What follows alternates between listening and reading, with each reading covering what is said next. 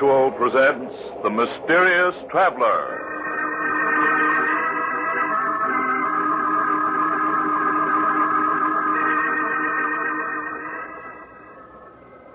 This is The Mysterious Traveler, inviting you to join me on another journey into the realm of the strange and the terrifying.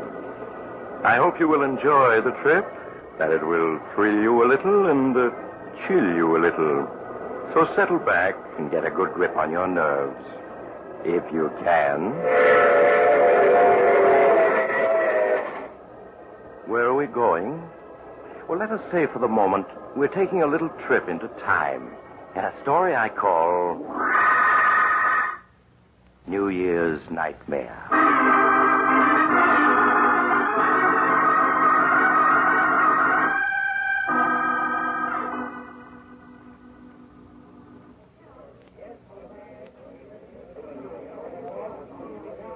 As the old year entered its last minute, the crowds at the Club Tropicana were waiting expectantly for the clock to strike midnight.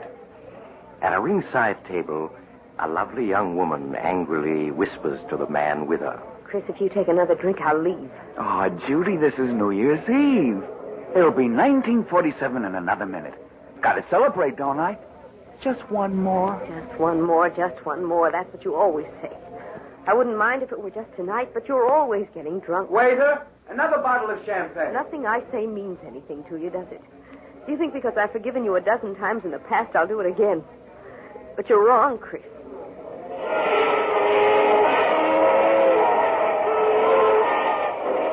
Happy New Year, darling. 1947 is going to be our year. No, Chris, it isn't. I won't marry a man who gets drunk in New York and wakes up the next day in another city. Oh, Judy, what are you saying? You don't mean that. You know I love you. Yes, Chris, you love me. But not enough to give up drinking. I'll miss you, Chris. Miss you terribly. But I know I'm doing the right thing. Judy, don't talk like that. I couldn't live without you. You know that. Won't you? I'm sorry, Chris. Here's your ring. Will you please take me home? You don't have to leave. If the sight of my drinking is too much for you, I'll go someplace else and do it. Martin will take you home. Happy New Year, and goodbye.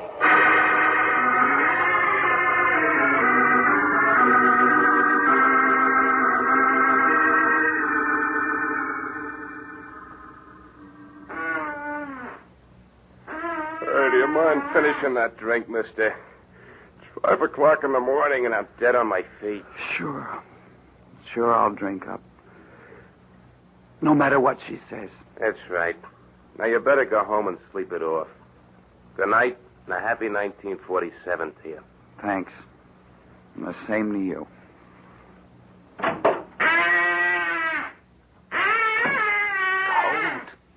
Gotta find another bar. New Year's. Gotta celebrate. Another bar across the street. Oh, gotta celebrate. Hey, mister, look out for that car. You're gonna get run down if you don't. Look out!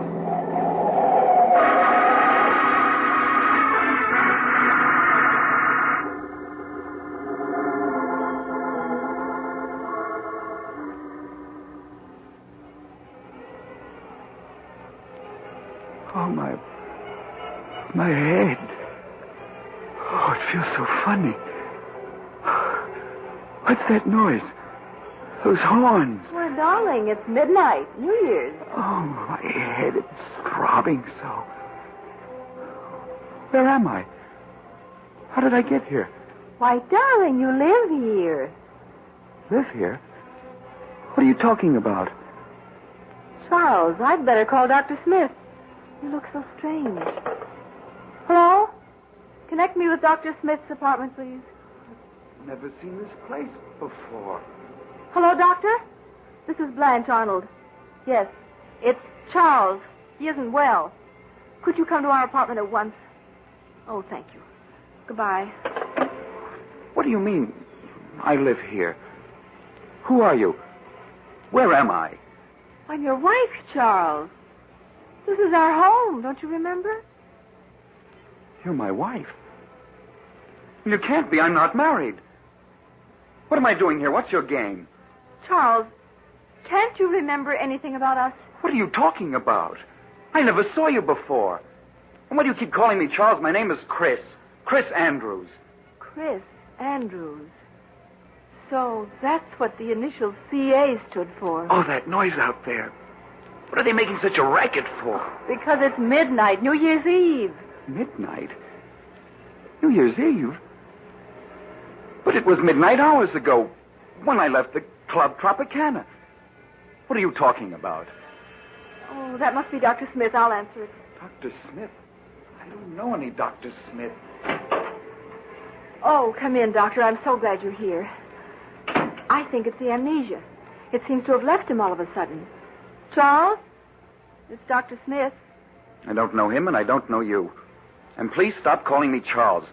I told you my name is Chris Andrews. Mm-hmm. Won't you sit down, Mr. Andrews? I'd like to talk with you for a few minutes. What about? Tell me, Mr. Andrews, what's the last thing you remember before finding yourself in this apartment? Why, Judy. She and I were at the Club Tropicana, celebrating New Year's Eve. I see. I remember we quarreled about my drinking. I walked out on her and had a few drinks someplace else. Mm-hmm. That's all I can recall. Oh, my head. I've had hangovers, but I've never felt like this before. What time is it? It's just 4 minutes after 12. But it can't be 4 minutes after 12 New Year's Eve.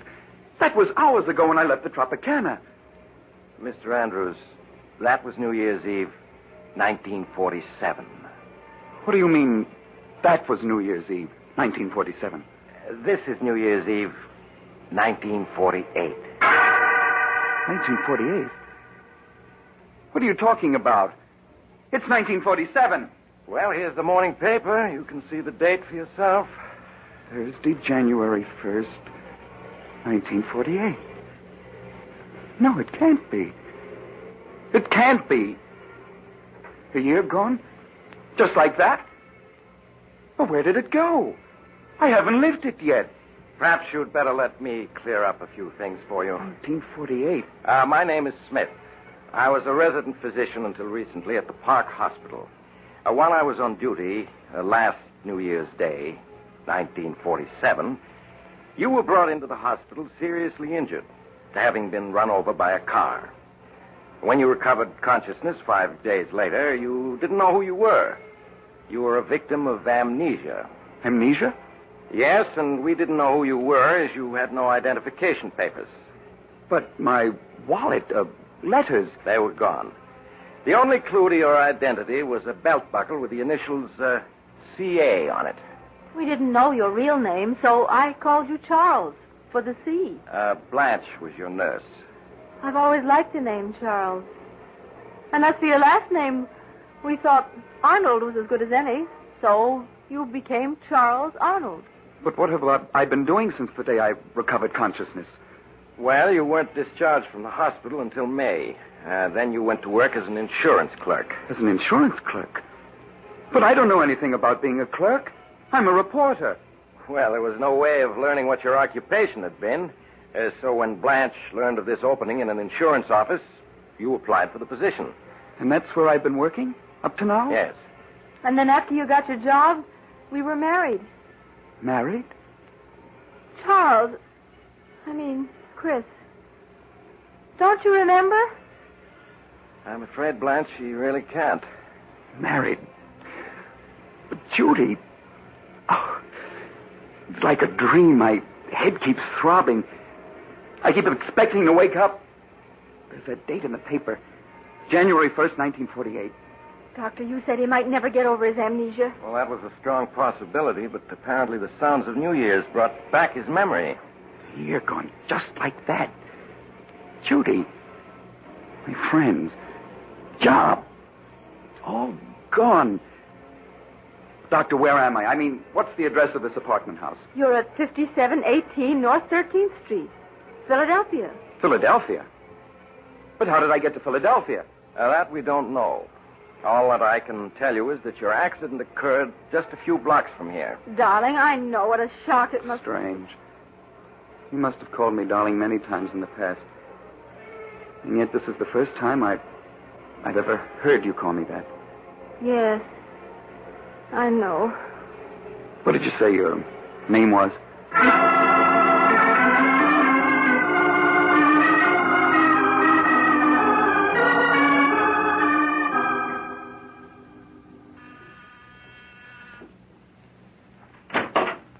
Oh, hello, Doctor. Come in, won't you? Thank you. How are you, Blanche? All right, I suppose. How's Chris getting along? He's fine. It's just... Why, Blanche, what's this? I've never seen you cry. Here. No, it's just that everything's so changed. Those 6 months Chris and I were married before he regained his memory were the happiest of my life. And now? This past month since he got his memory back, it's been as though I were married to a stranger. It isn't as though he doesn't try to be nice to me, but it's also obvious he doesn't love me. Now, Blanche, you mustn't say that. It's true, I tell you. How can a man love a woman those first 6 months as he loved me and then fall out of love with her when he's regained his memory? You must have patience, Blanche. It will take time for Chris to adjust himself to what's happened. He fell in love with you as Charles Arnold, and I'm sure he will as Chris Andrews. You just must give him time. Chris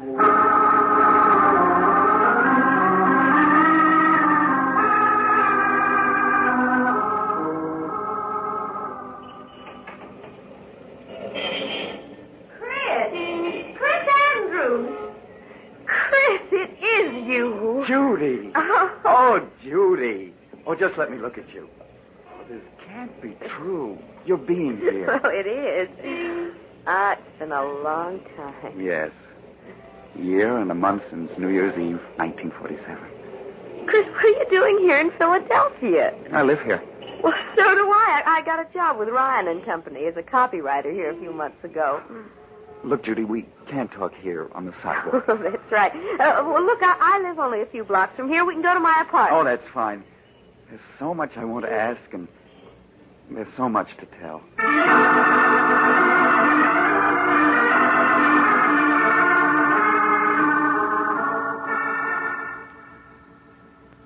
Here, let me have your hat and coat. Thank you.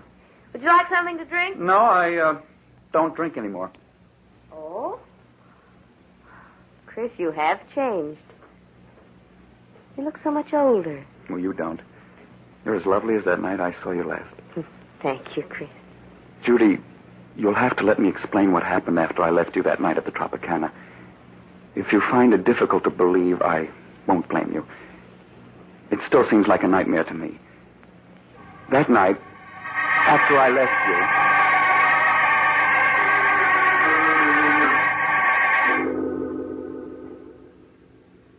And so now you know everything. From the moment I last saw you to this one. Oh, no wonder you look different after having gone through an experience like that. Well, you're all right now. You know who you are. You're happily married. You have a job. I'm not happily married, Judy. Chris, you mustn't talk like that. Surely you must have loved your wife if you married her, and she hasn't changed. Judy, there's never been anyone for me but you. You know that. And you still feel that way about me. No, I don't. When we met tonight, that old look was still in your eyes. You do care. You know you do. Please, Chris, no matter how I feel about you, it's over now. You're married, and that's all there is to it.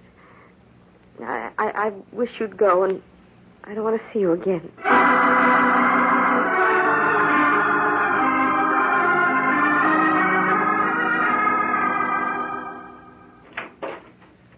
Chris, where have you been? I expected you home from work hours ago. I met a friend. Oh. Oh, you look so tired. Do you feel well? Blanche, this past month I tried my best to be a good husband, haven't I? Well, you have been, darling. No, there's something missing, and you know it. Oh, it isn't your fault. It's mine. And as a result, we're both unhappy. You mustn't say that, Chris. I feel that in time, things will be as they were when we were first married. When you were Charles Arnold. No, but they won't be, Blanche. It's no use, I tell you. Chris, who is the friend you met tonight? The girl I was once engaged to. I see. Blanche, you've got to give me a divorce. No, Chris. I'll never do that. But why? You know I don't love you. What's the sense in going on like this? Chris, when you were Charles Arnold, you did love me, and we were happy together. I had your love once, and I mean to win it back. I won't give you a divorce.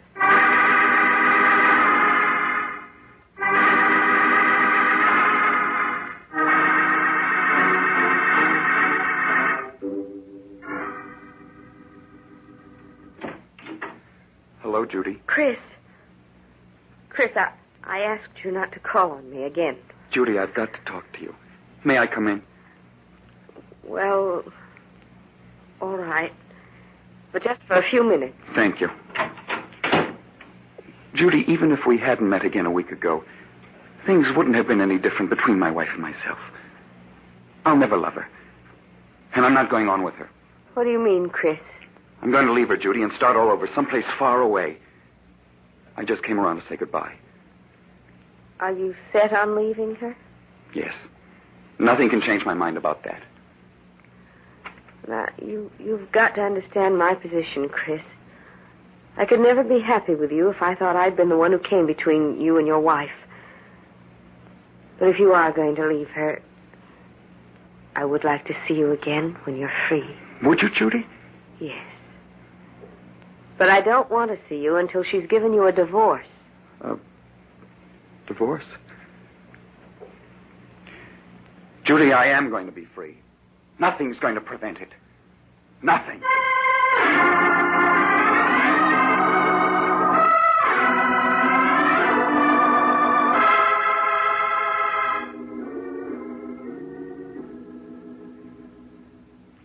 Blanche, how would you like to go out tonight? Go out? Yeah, we might take in a show or go dancing. Didn't I ever take you out when I was Charles Arnold? Oh, why, yes. We used to have wonderful evenings together then. Well, why not now? Unless you don't want to. Oh, Chris, there's nothing in the world I'd rather do. Hey, why the tears? Oh, it's just that I'm so happy. Oh, come here. Did this Mr. Arnold ever put his arms around you like this? Oh, yes, often. Oh, Chris, stop squeezing me so tight. Chris. Sorry, darling. Oh, you almost squeezed me to death. That's so you remember that I'm your husband and not Mr. Arnold. And Blanche. Oh, yes, Chris. I'm taking a week's vacation soon. What do you say if we go up to the Adirondack Mountains for a week of winter sports? Oh, Chris, I'd love to. Well, it'll be like a second honeymoon.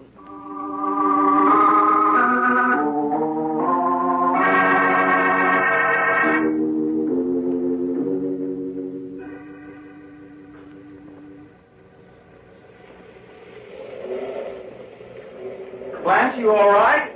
It's only a few more feet to the top. I'm coming, darling. Where are you? Oh, there you are. Oh, Chris. Oh, the view is wonderful from here, isn't it? You're right. Being up here is like being alone in the world. Yes, just the two of us. Oh, this past week's been a wonderful one, Chris. I've never been so happy. Nor have I. Oh, be careful, Chris. Don't go so near the edge. That canyon's 4,000 feet deep. Oh, this ledge is perfectly safe. Come over here and take a look at the valley below. All right. Ooh, please keep your arms around me, Chris. Looking down like this frightens me. There. You're safe in my arms. Chris, why are you looking at me that way? What way, dear? I don't know. Is your head throbbing again? No, dear. I don't suppose you've changed your mind about giving me a divorce, have you? Giving you a divorce? But I thought we were so happy together. Yes, that's the impression I meant people to get. Chris, you can't be serious. Why, everything's been wonderful these past few weeks. Oh, I see it won't be any use trying to talk you into it. What do you mean? I'm sorry, Blanche. I don't want to do this, but you've given me no alternative. It's really your own fault. that you must die. Let go of me, Chris. Let Though you're struggling, darling, no one can see or hear you, and you can't possibly escape. You can't throw me off that ledge, Justice, and I'll hang you. I don't think so, dear. We've been so happy these past few weeks. I'm sure the police will see it as an unfortunate accident. Stop pushing me toward the edge. Chris, don't. I'll give you a divorce. I'll give you anything. I'm afraid it's too late for that.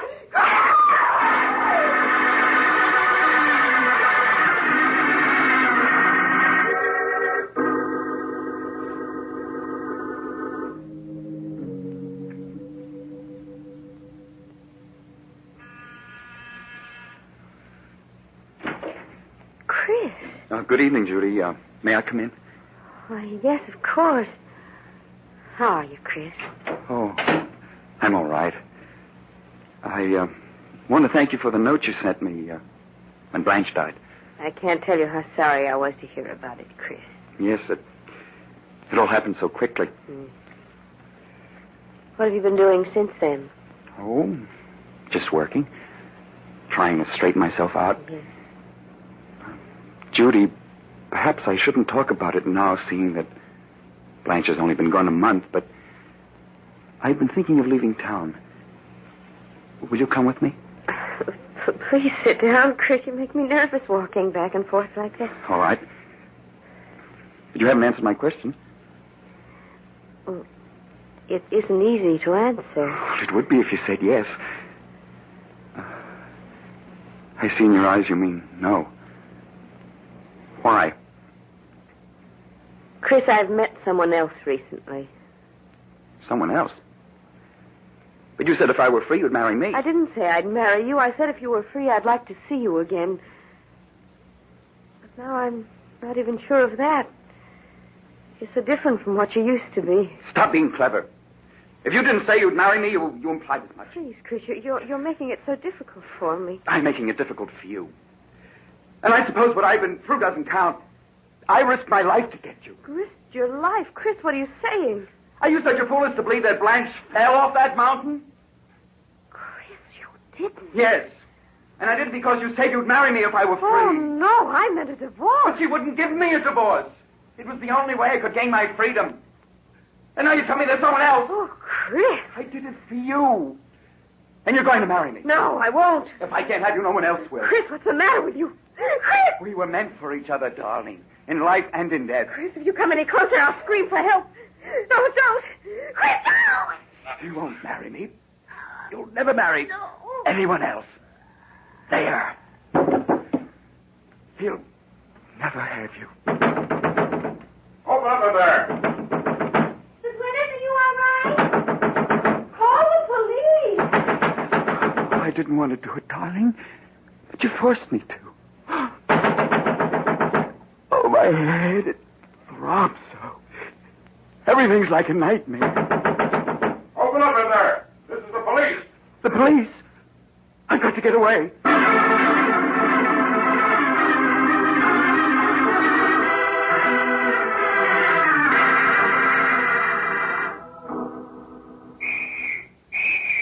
Oh, they're closing in on me. There's no escape from this room. Let's work our way down from this end of the road to the other. They'll never take me alive. Never. I've got 5 bullets. 4 for them and the last for myself. Take it easy now, Joe. Maybe hand me one of those chimneys. Oh, my head. It keeps throbbing so. If I could only think. All this can't be real. It's like a horrible dream.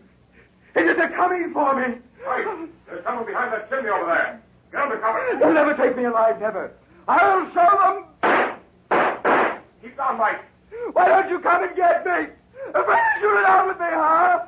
I'll show you. Come on, Mike. His gun is empty. Oh, empty. You'll never take me alive. Never! He's climbing up on the ledge. It's 15 stories down. I'm coming, Judy. I'm coming. He's going to jump. I'm falling. Falling!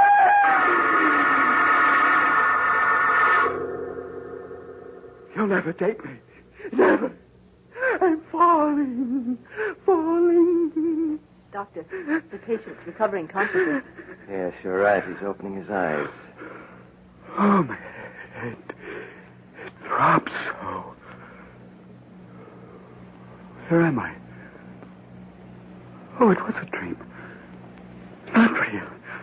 Oh, thank heaven. Now, you must be quiet. You've been in a serious accident. Accident? Yes. You were hit by an automobile New Year's morning. Would you mind telling me your name? There weren't any identification papers in your clothing, and we'd like to inform your relatives of what's happened. My name? It's... I can't remember my name. I see. Well, what about your address? Can you remember that? No. No, I can't remember anything. Now, you mustn't get excited. It'll all come back to you. You received a fractured skull from the accident. There was a mountain. Mountain? You mean you live near one? I don't know. There was a mountain, and the police were chasing me. And I jumped off a high building. It's all mixed up. You probably dreamed that while you were unconscious. But you're all right now. Just need rest and quiet. Where am I? You're in the Park Hospital, Philadelphia. Philadelphia? What day is it? It's January 5th, 1947. It's 7:26 in the evening. And you don't know my name? No, all we have is your belt buckle with the initials CA. C.A. Nurse, will you look after the patient now? I'll be in to see him later tonight. Yes, Doctor. Are you comfortable? The initials C.A. What do you suppose they stand for? Perhaps the C is for Charles? Charles? Charles. I don't know. Well, suppose I call you Charles, just for the time being. I always liked the name Charles. All right. What's your name? I'm Miss Thompson, but you can call me Blanche. And Charles, let me be the first to wish you a happy 1947.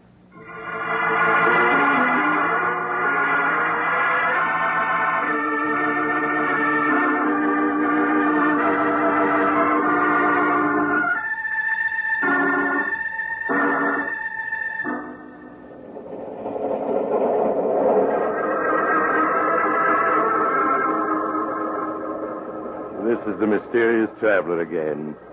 Have you enjoyed our little trip? Oh, by the way, I want to wish you all a very happy New Year. And I do hope you'll be careful about making new acquaintances. And perhaps you'd better keep an eye on the old ones, too. For after all, who can foretell the future? Not even Chris Andrews, or should I say Charles Arnold, knows what's in store for him. But we do, don't we? And speaking of the future, Oh, you're getting off here. I'm sorry. But I'm sure we'll meet again. I take this same train every week at this same time.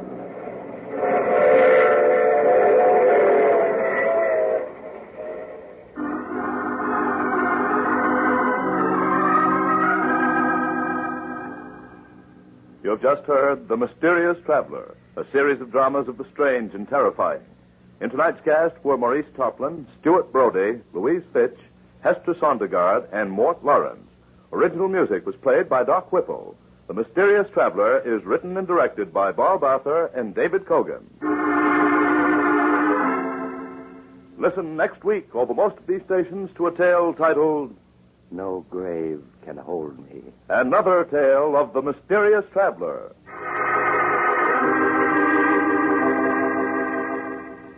The Mysterious Traveler has been presented from our New York studios. Carl Caruso speaking. This is the Mutual Broadcasting System.